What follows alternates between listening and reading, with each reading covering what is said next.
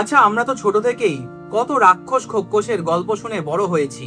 রাক্ষস বলতে আমরা সাধারণত ভয়ঙ্কর দানব বা অসুর সদৃশ্য কোনো সত্তাকে বুঝি, কিন্তু আপনারা কি জানেন রাক্ষসের পরে যে বলা হয় খোক্কস, সেই খোক্কস আসলে কারা এবং কেনই বা বাংলার লোককথায় খোক্কসকে বিশেষ করে শিশুদের জন্য ভয়ঙ্কর বলে মনে করা হতো? খোক্কস কোনো পুরাণ বা ধর্মগ্রন্থে নির্দিষ্ট কোনো বর্ণিত চরিত্র নয়। এটি মূলত বাংলার লোকবিশ্বাস, গ্রামীণ গল্প এবং মুখে মুখে ছড়িয়ে পড়া ভৌতিক কাহিনীর একটি অংশ।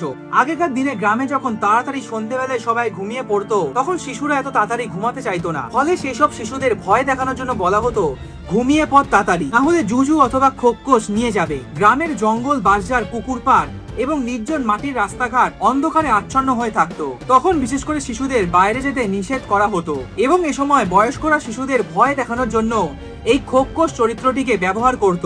রাক্ষস খোক্কসের গল্প বলতো।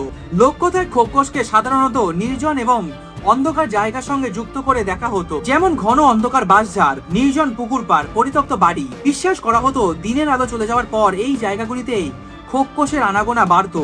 শিশুরা যদি সন্ধ্যার পর একা বাইরে যেত অথবা অন্ধকার কোনো জায়গায় ঢুকে যেত, তাহলে তাদের ভয় দেখানো হতো সাবধান, না হলে খোক্কস ধরে নিয়ে যাবে। এমনকি কিছু লোককথায় বলা হয়েছে খোক্কসরা নাকি দূর থেকে শিশুদের লক্ষ্য করে এবং ধীরে ধীরে তাদের কাছে আসে। কখনো গাছের আড়াল থেকে শিশুদের পরিচিত কোনো কণ্ঠস্বর নকল করে তারা সেই সব শিশুদের ডাকে। বিভিন্ন লোককথায় বিভিন্ন অঞ্চলে খোক্কসদের চেহারা বিভিন্ন রকম।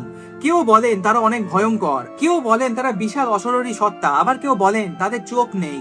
আবার কোনো জায়গায় বলা হয়েছে তাদের চোখ অস্বাভাবিক বড় এবং চোখে কোনো মানবিকতা নেই।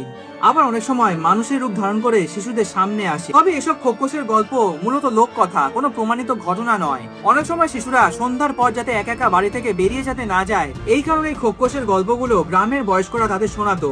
আপনারা কি আগে জানতেন খোক্কস কাদের বলা হতো? অবশ্যই কমেন্ট করে জানাতে ভুলবেন না।